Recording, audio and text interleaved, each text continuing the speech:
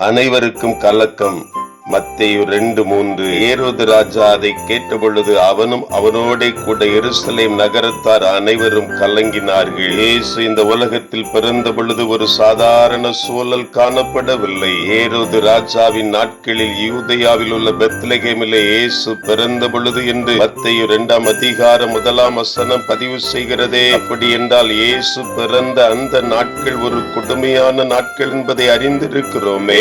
சொல்லுகிறது, காலம் நிறைவேறின பொழுது இயேசுவை பிதாவானவர் இந்த பூமிக்கு அனுப்பி வைத்ததை கலாத்தியரின் புத்தகத்தில் வாசிக்க கேட்கிறோமே. அருமையான என் அன்பு உள்ளங்களே, இயேசுவுக்கும் காத்திருப்பின் காலம் வைக்கப்பட்ட பின்பதாகவே இந்த மனுக்குலம் ரட்சிப்படையும்படியாய், இந்த பூலோகத்தை ரட்சிக்கும்படியாய் இயேசுவை பிதாவானவர் இந்த பூமிக்கு அனுப்பி வைத்ததை பார்க்கிறோம். அதோடு மாத்திரம் அல்ல, எல்லா ஜனத்துக்கு மிகுந்த சந்தோஷத்தை உண்டாக்கும் நற்செய்தியை உங்களுக்கு அறிவிக்கிறேன் என்று சொல்லி அருமையான மெய்ப்பர்களுக்கு தூதர்கள் சொன்ன செய்தியை கேட்டு அவர்கள் இயேசு பாலகனை பணிந்து கொள்ளும்படி பயணிப்பதை அறிந்திருக்கிறோம். அதே நேரத்திலே இயேசுவை தரிசிப்பதற்காய் சாஸ்திரிகளும் அப்படியே பயணிக்கிறார்கள். அவரை கண்டு வணங்கும்படியாய் சொல்கிறார்கள். மேல்நிலை தொடங்கி கீழ்நிலை வரை இருக்கிற மக்களுக்கு அது நற்செய்திதான். இயேசுவை தேடி ஓடி நாடி அவரை ஆராதிக்கும்படியாய் சொல்கிறார்கள். ஆனால் சிலருக்கு நல்ல செய்தியாய் காணப்படுகிற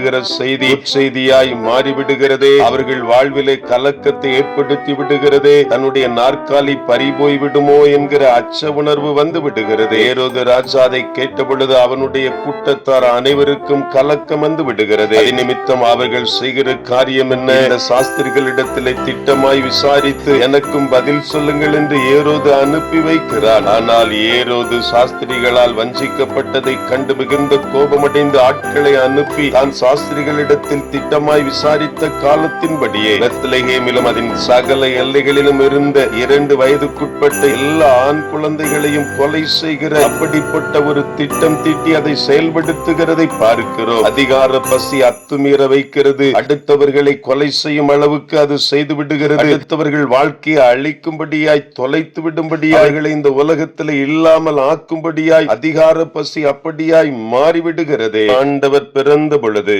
கலக்கம் ஒரு கூட்டத்திற்கு ஏற்படுகிறது என்பதையும் அறிந்திருக்கிறோம். இன்றைக்கு நம்முடைய பிறப்பும் பிசாசானவனுக்கு கலக்கத்தை ஏற்படுத்தும்படியாகத்தான் ஆண்டவர் இந்த உலகத்தை நம்மை பிறக்க வைத்திருக்கிறார். இந்த ஆண்டவருக்கு பிரயோஜனமான பாத்திரங்களாய் நீங்களும் நானும் மாறி உலகத்தை கலக்குகிறவர்களாய், சாத்தானுக்கு சவால் விடுகிற சந்ததிகளாய் மாறும்படியாய் இன்றைக்கு நாமும் நம்மை அர்ப்பணிப்போமா?